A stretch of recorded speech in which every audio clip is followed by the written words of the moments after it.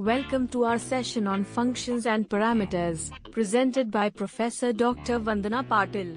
Let's dive into the world of programming functions. Our institute aims to foster innovation and ethical values in technical education, contributing to society's betterment. The department is committed to providing high-quality education with a focus on socio-moral values and professional skills. Today, we'll cover function declaration, definition, types, classification, recursive functions, and storage classes.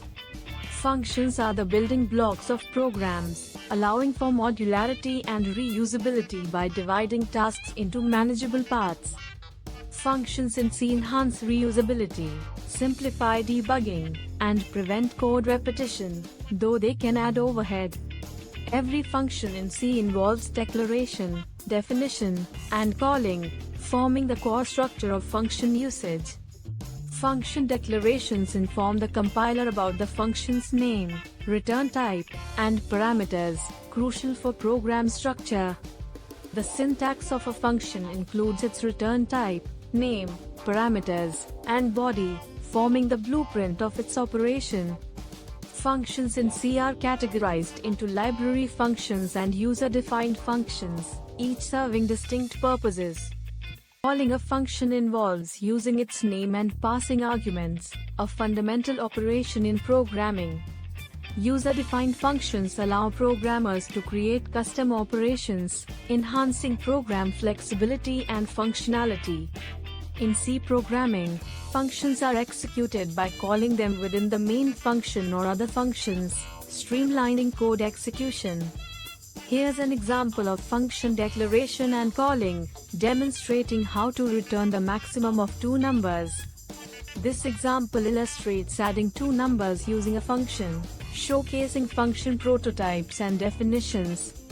Functions can be called multiple times, as shown in this example, highlighting their reusability. Passing arguments to functions involves actual and formal parameters, crucial for data manipulation within functions. Function calls can vary, with or without arguments and return values, offering flexibility in programming.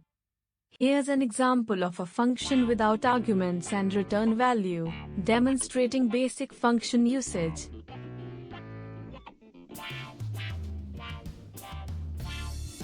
Let's explore a function without arguments and return values.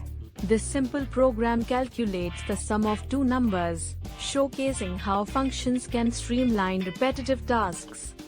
Now, let's see a function with a return value.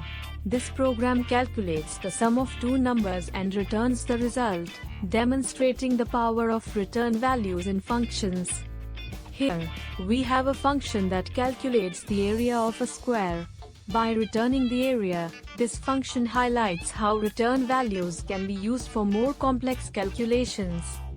This example shows a function with arguments but without a return value.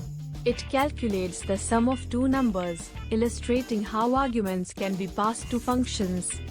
In this example, a function calculates the average of 5 numbers using arguments. It demonstrates how multiple arguments can be handled efficiently. Here, a function with arguments and a return value calculates the sum of two numbers, showcasing the combination of both concepts for effective programming. Let's delve into call by value in C. This method copies the actual parameters into the formal parameters, ensuring the original values remain unchanged.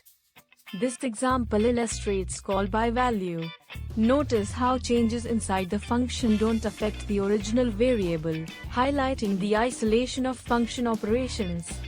In this swapping example, call by value is used. The values in the main function remain unchanged, emphasizing the concept's limitations for certain tasks. Now, let's explore a call by reference in C. This method allows modifications to the actual parameters by passing their addresses, offering more flexibility. This example demonstrates call by reference. Changes inside the function affect the original variable, showcasing the method's ability to modify actual parameters. In this swapping example, call by reference is used. The values in the main function change, illustrating the method's effectiveness for such operations. Here's a comparison between call by value and call by reference. Each method has its unique advantages and use cases, depending on the programming needs.